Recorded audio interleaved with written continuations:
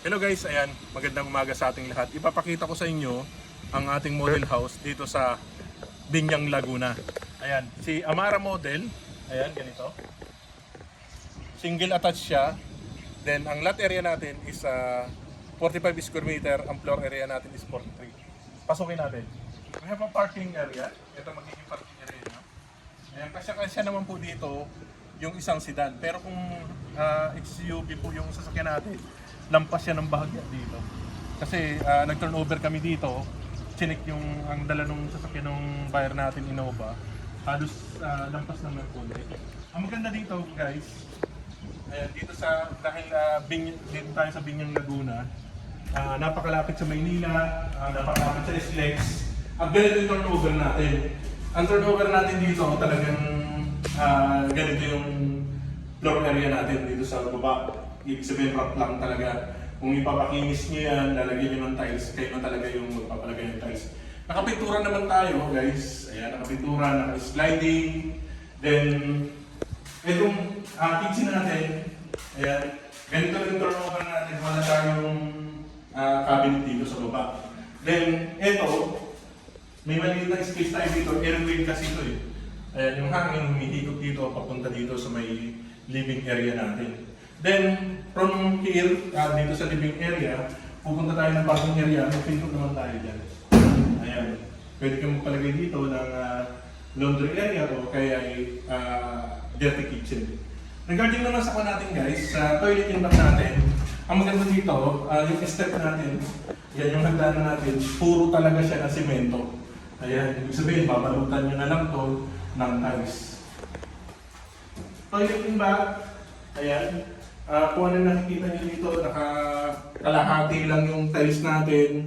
Then sa baba, naka-tiles naman siya. Okay? Regarding naman sa mga ilaw, ayan, kung mapapansin nyo yung mga ilaw sa turnover, kanina nag-check kami, wala siyang ganyan sakit eh. Pero definitely, lalagyan naman nila ng sakit yan. Okay? Toilet and bath. Ayan, maganda dito sa toilet and bath natin, meron tayong exhaust. Ayan, pag open ng light, gagana na rin. Yan, may kumpleto naman yung natin dyan. May shower, then may gripo na rin.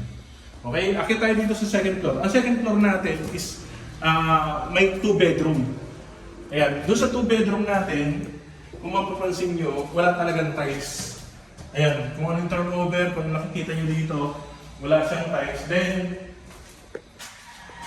regarding sa saksakan ng ito kasi, nung kanina, nung check kami, wala siyang saksakan ng kuryente.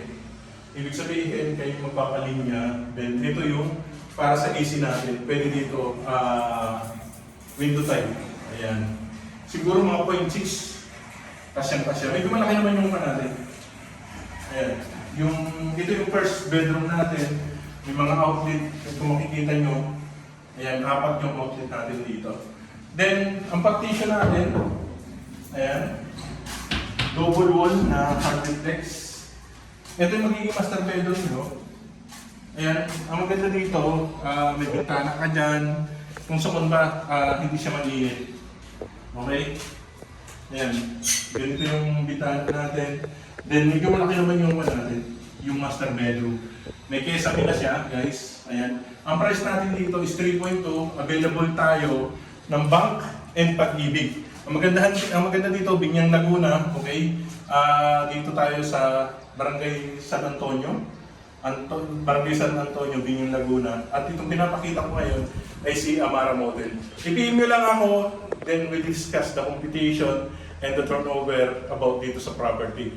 Pwede rin tayong in-house financing, pag-ibig financing, or bank financing. Marami tayong arepo, pre-selling dito sa ating subdivision. House stock po ang developer natin dito. Okay, magandang umaga po sa lahat at mag-ingat po lagi. Thank you.